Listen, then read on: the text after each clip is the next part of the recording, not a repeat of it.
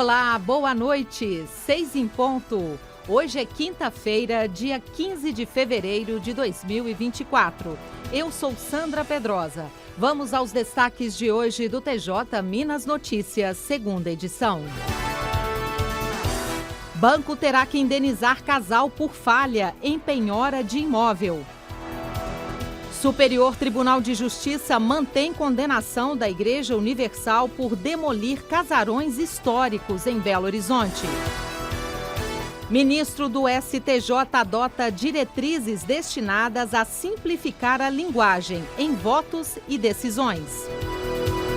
Hoje, a entrevista é com o juiz de direito André Gustavo Lopes Moreira de Almeida, titular da 2ª Vara Civil Criminal e da Infância e da Juventude da comarca de Coromandel, cidade do Triângulo Mineiro. Você está acompanhando o TJ Minas Notícias, segunda edição. Banco terá que indenizar casal por falha em penhora de imóvel. As informações com a repórter Flávia Carneiro. Boa noite, Flávia. Boa noite, Sandra. Boa noite a todos. A Justiça Mineira condenou um banco a indenizar por danos morais em R$20 mil um motorista e a esposa dele devido à penhora indevida de um imóvel. A decisão da 13ª Câmara Cível do TJMG manteve sentença da comarca de Pouso Alegre, no sul de Minas.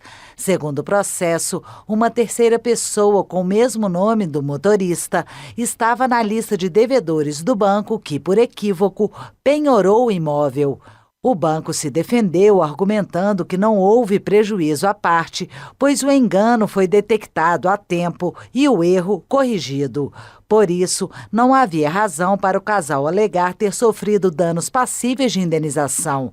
Mas o argumento não foi aceito pela primeira e segunda instâncias da Justiça Mineira. Do Tribunal de Justiça de Minas Gerais, Flávia Carneiro. Termina amanhã, dia 16 de fevereiro, o prazo de inscrição para o processo seletivo da Orquestra Jovem e Coral Infanto-Juvenil do TJMG. São oferecidas 80 vagas para cursos de instrumentos de corda, sopro, percussão e para o coral.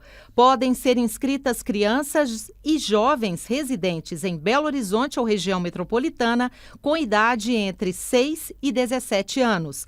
As vagas são destinadas prioritariamente a crianças e adolescentes sob medida protetiva em unidades de acolhimento institucional de Belo Horizonte e região metropolitana, residentes em áreas de vulnerabilidade social e estudantes de escolas das redes públicas, municipal e estadual. As aulas começam ainda neste semestre. Data de início e horário serão informados no ato da matrícula. Os cursos oferecidos pelo projeto são gratuitos e incluem lanches e uniformes. O regulamento do processo seletivo está disponível em tjmg.jus.br. Repetindo, tjmg.jus.br. Primeira turma do Superior Tribunal de Justiça mantém condenação da Igreja Universal em R$23 milhões por demolir casarões históricos em Belo Horizonte. As informações com o repórter Tiago Gomide. A primeira turma do Superior Tribunal de Justiça manteve a condenação da Igreja Universal do Reino de Deus a pagar mais de R$23 milhões como indenização por danos patrimoniais e morais coletivos pela derrubada de 3 casas declaradas Patrimônio Cultural de Belo Horizonte. Na ação civil pública que deu origem à condenação, o Ministério Público apontou que os imóveis foram destruídos em 2005 pela igreja com a finalidade de construir um estacionamento para os fiéis. Na época, os casarões já eram protegidos por atos administrativos de inventário e registro documental. O tombamento integral foi confirmado posteriormente pelos órgãos de proteção histórica e cultural da capital mineira. O Tribunal de Justiça de Minas Gerais reconheceu que as casas destruídas já estavam protegidas como patrimônio público e fixou indenização de cerca de R$18 milhões para danos patrimoniais ao meio ambiente e em R$5 milhões a reparação dos danos morais coletivos. A Corte Estadual também determinou que a Igreja Universal construísse um memorial referente aos imóveis demolidos. No STJ, a Universal questionou a falta de intimação sobre o laudo técnico do Ministério Público e reiterou que não poderia ser condenada porque as casas foram derrubadas quando o processo legal de tombamento ainda não existia. O colegiado da primeira turma negou o provimento ao recurso. O relator, ministro Sérgio Cuquina, destacou que a falta de intimação referente à nota técnica deveria ter sido alegada na primeira oportunidade, sob pena de preclusão. Segundo o ministro, a defesa da igreja teve vista dos autos, mas nada alegou a respeito da falta de intimação ou acerca do próprio documento encartado nos autos pelo órgão ministerial. Cuquina ressaltou ainda que o processo de tombamento já estava em curso no momento das demolições. Do Superior Tribunal de Justiça, Tiago Gomide. A seguir no próximo bloco. Ministro do STJ adota diretrizes destinadas a simplificar a linguagem em votos e decisões. E ainda, a entrevista com o juiz de direito André Gustavo Lopes Moreira de Almeida, titular da 2ª Vara Cível Criminal e da Infância e da Juventude da comarca de Coromandel, cidade do Triângulo Mineiro, no Alto Paranaíba. São 6h07, nós voltamos em instantes com mais informações. Aguarde! Ministro do STJ adota diretrizes destinadas a simplificar a linguagem em votos e decisões. Renê Almeida tem os detalhes. Boa noite, Renê. Boa noite, Sandra. O ministro do Superior Tribunal de Justiça, Rogério Schietti Cruz, adotou diretrizes destinadas a simplificar a linguagem em votos e decisões. Segundo o ministro, as medidas deverão ser implementadas gradualmente e sem comprometer o cuidado com a análise dos processos, nem dispensar o aprofundamento das teses jurídicas em discussão, conforme a necessidade de cada caso. Schietti determinou que a redação dos votos e das decisões monocráticas busque concisão e clareza, evitando o uso de expressões ou frases que dificultem ou reduzam a compreensão do texto, como jargões, palavras estrangeiras, construções longas ou termos rebuscados. Além disso, poderá ser dispensado o relatório em tais documentos, bastando mencionar a peça ou a decisão anterior, presente no processo eletrônico, que já contenha o resumo da questão discutida. Também é permitido que as ementas indiquem apenas a tese principal adotada, especialmente quando se tratar de entendimento jurídico consolidado na jurisprudência dos tribunais superiores, ficando para o voto a explicação e a argumentação detalhadas. Da agência Rádio Web, Renê Almeida. TJMG publica aviso com instruções para o Exame Nacional da Magistratura. Mércia Lívia. A EGEF, Escola Judicial Desembargador Edésio Fernandes, do TJMG, publicou aviso aos candidatos do ENAM, Exame Nacional da Magistratura, que trata da validação da identificação dos candidatos que se autodeclaram negros. Segundo o edital 01/2024 do ENAM, os candidatos autodeclarados negros devem solicitar a validação de sua condição à Comissão de Heteroidentificação do Tribunal de seu respectivo estado de domicílio. O aviso traz informações detalhadas de como esse procedimento deverá ser feito no âmbito do Tribunal de Justiça de Minas Gerais. Informações sobre o edital estão disponíveis no portal tjmg.jus.br. Do Tribunal de Justiça de Minas Gerais, Mércia Lívia. Entrevista. Hoje, na Rádio TJ Minas, converso com o juiz de direito André Gustavo Lopes Moreira de Almeida, que é titular da 2ª Vara Cível Criminal e da Infância e da Juventude da comarca de Coromandel, cidade que fica no Triângulo Mineiro, no Alto Paranaíba. Doutor André, é um prazer recebê-lo aqui na Rádio TJ Minas. Sandra, o prazer é todo meu. Te cumprimento os ouvintes da rádio. É um prazer falar sobre o trabalho aqui desempenhado na comarca de Coromandel. Doutor André, fala pra gente então como que estão os trabalhos aí na comarca em relação ao acervo, que balanço o senhor pode fazer sobre o desempenho da comarca?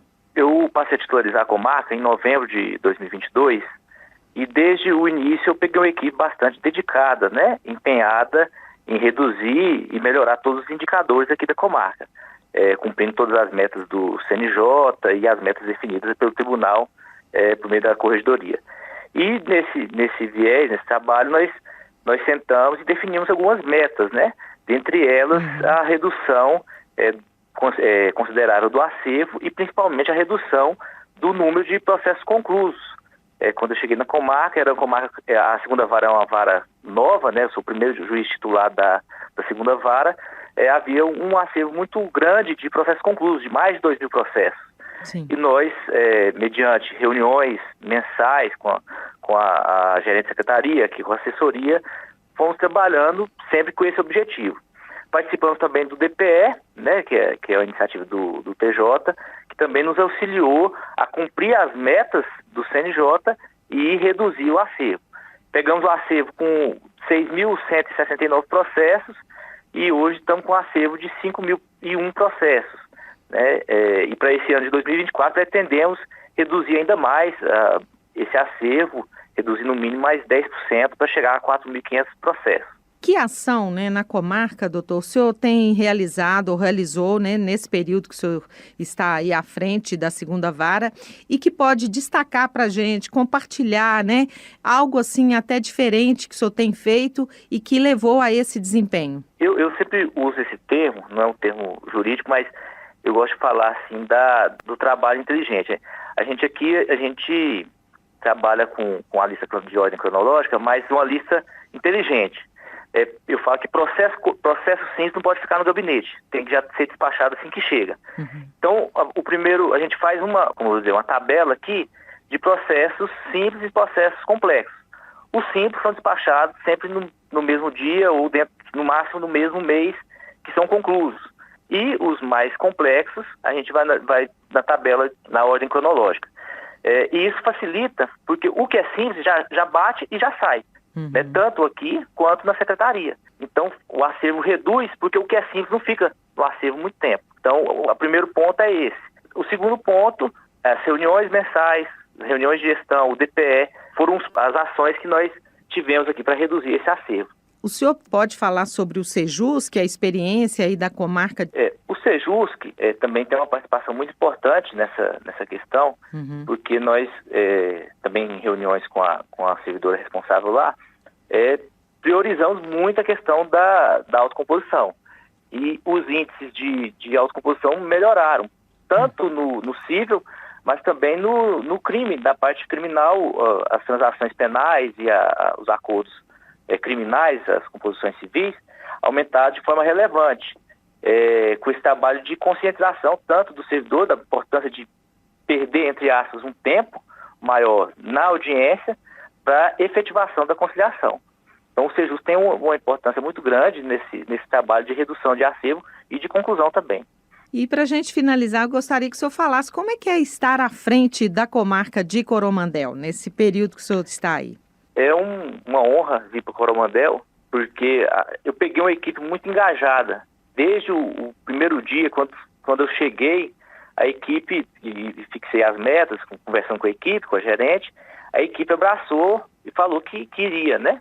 Queria cumprir, queria dar o máximo para poder melhorar. E é uma equipe que trabalha muito com essa ideia de um todo. E para o juiz isso torna o serviço bem mais fácil e bem mais agradável. Quero agradecer muito a sua participação aqui na Rádio TJ Minas e até uma próxima oportunidade. Eu que agradeço, Sandra. Um abraço. Um abraço, muito obrigada. Conversamos com o juiz de direito André Gustavo Lopes Moreira de Almeida, titular da 2ª Vara Cível Criminal e da Infância e da Juventude da comarca de Coromandel. 6h16. O TJ Minas Notícias, segunda edição, fica por aqui. Você pode acompanhar também o TJ Minas Notícias no YouTube, na íntegra e com imagem direto aqui do nosso estúdio da Rádio TJ Minas. Acesse tjmg.jus.br. No final da página, há links de acesso à TV TJ Minas e à Rádio TJ Minas. E, claro, continue acompanhando a programação da Rádio TJ Minas. Uma ótima noite para você, para sua família e até amanhã. Tchau!